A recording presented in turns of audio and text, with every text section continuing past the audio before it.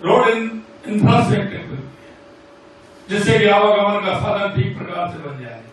मैं आपको इसलिए बताना चाहता हूं कि राजस्थान रखने का मकसद हमारा क्या है, और वो मकसद है हमारा कि हमने देश के यशस्वी प्रधानमंत्री नरेंद्र मोदी जी के नेतृत्व में हमने राजस्थान के लिए पानी की व्यवस्था की है। हमारे लगभग 15 जिले आते हैं, जिनमें ईआरसीपी की योजना, ईस्टर्न राजस्थान कैनाल योजना, पीकेसी के माध्यम से उसको हमने आगे बढ़ाया, एमओयू किया, और वो हमारी मूर्त रूप लेने वाली है, उसकी ओर काम किया है।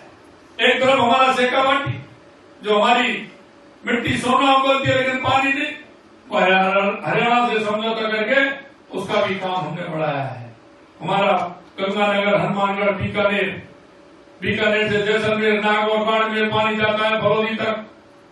हमने उसके लिए पौंग डैम में पानी, हमारा 10 फीट ऊपर का पानी खाली रहता था, उसको बढ़ाने का हमने काम किया है। यही नहीं, हमने हमारे माही डैम से किस तरह से पानी तक पानी जाए, इसकी व्यवस्था भी हमने की है। हमारा उदयपुर का पानी आधा अरब सागर की तरफ जाता था, आधा पानी हिंद महासागर की तरफ आता था, वो पानी हमारा बेकार जाता था। वहां भी हमने टनल बना करके, एनीकट बना करके उस पानी को भी हमने उदयपुर की तरफ लिया, जिससे चित्तौड़गढ़, भीलवाड़ा तक उस पानी का उपयोग ले सके और हमारे राजस्थान के लिए काम आ सके। मैं आपसे कहना चाहता हूं, पहली बुनियादी हमारी पानी की थी, जो उसको हमने पूरा किया।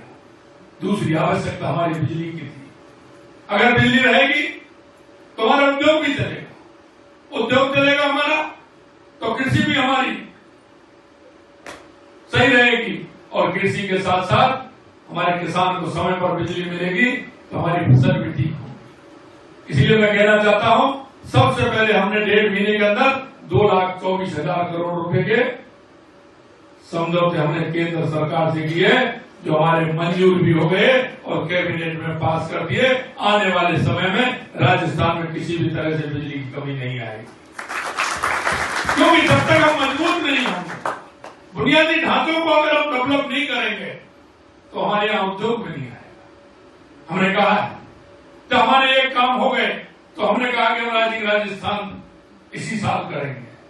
कई लोगों ने कहा कि पहली साल, मैंने कहा पहली साल करेंगे जब हमारे 3 साल और 4 साल में काम पूरे होंगे। एक दिन काम होता है, काम पहली साल रखते हैं तो 2 साल और 3 साल का गुंजाइश उसमें चाहिए। हमने कहा 9 ग्रीन फील्ड हमने लिए, क्योंकि राजस्थान की दूरियां आप देख रहे हैं, इसलिए राजस्थान की दूरियां नजदीक हों। हमने 9 ग्रीन फील्ड की घोषणा की है, उनका काम भी हमने प्रारंभ किया है, और हमारा कॉरिडोर, दिल्ली मुंबई कॉरिडोर पर भी काम हो रहा है, और इधर भारतमाला का भी काम हो रहा है, आपने देखा है।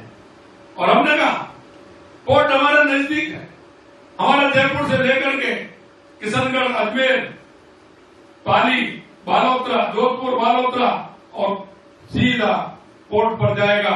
हमने कहा कि हमारे राजस्थान से मात्र 6 घंटे की और 7 घंटे की दूरी रहेगी, डेयरी पोर्ट भी हमारा नजदीक रहेगा, जिससे उद्योग में हमको फायदा होगा।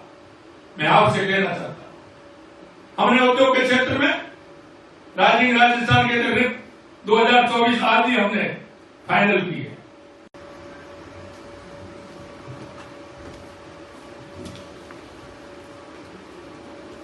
बहुत बहुत धन्यवाद हरेंद्र जी। आज के इस प्रवासी राजस्थानी भाइयों के इस मिलन समारोह कार्यक्रम में मंच पर विराजमान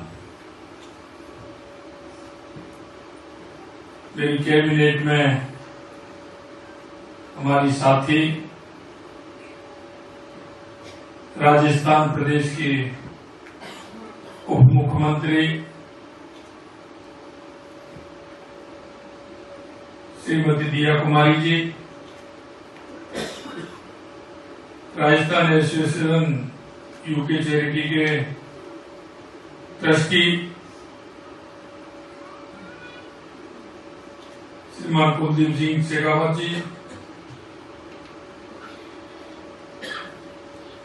जो आज के कार्यक्रम का संचालन कर रहे हैं और उनके मन के भाव और भावना, क्योंकि ये बातें खुले मन का व्यक्ति ही कर सकता है। ऐसे भाई हरेंद्र जोधा जी, अतिरिक्त मुख्य सचिव शेखर अग्रवाल जी, आयत उद्योग रोहित गुप्ता जी, और इस कार्यक्रम में पधारे सभी प्रवासी राजस्थानी के रूप में सभी मेरे भाई और बहन, सबसे पहले तो मैं आप सभी का इस कार्यक्रम में आने पर आपका वंदन करता हूं, अभिनंदन करता हूं। आप सभी को मैं नमन करता हूं कि आपके मन में ये जिज्ञासा, और जिज्ञासा भी है कि राजस्थान से चलकर राजस्थान के लिए मुख्यमंत्री उप मुख्यमंत्री आ रहे हैं। तो मैंने देखा कि कल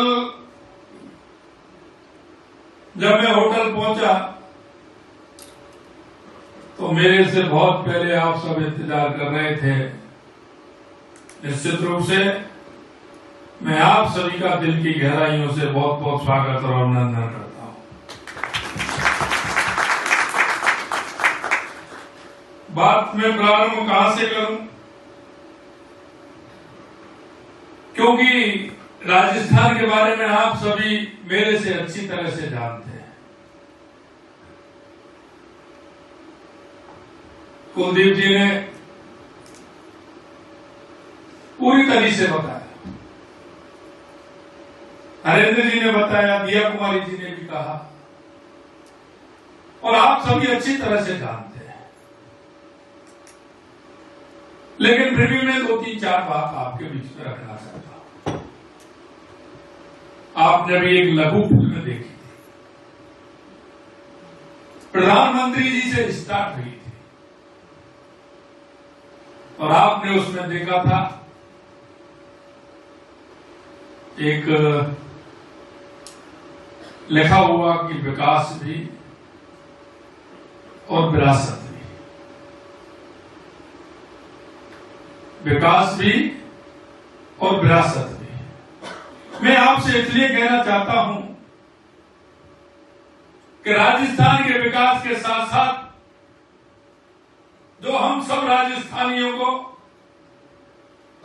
हमारे उन बुजुर्गों ने, हमारे पुरखों ने जो विरासत दी है, उसको भी संभालने का हमारा दायित्व है कि उसको भी हमें संभालना चाहिए। और ये हम आप सब भाग्यशाली हैं, और भाग्यशाली हम अपने आप को इसलिए मानते हैं कि हमको वो विरासत मिली है। और मैं कह सकता हूं, देश का नहीं, दुनिया का कोई भी प्रदेश होगा, देश होगा, जो हमारे पास विरासत है, वो दुनिया में किसी के पास नहीं। इसलिए उस विरासत पर हमें गर्व होना चाहिए। मैं तो एक छोटे से कार्यकर्ता के रूप में, एक राजस्थान के एक छोटे से सेवक के रूप में मेरे को जो दायित्व मिला है, मैं आपसे यही कहना चाहता हूं कि उस दायित्व में आप सभी का साथ मुझे चाहिए, और वो साथ में लेने के लिए आप लोगों के पास आया।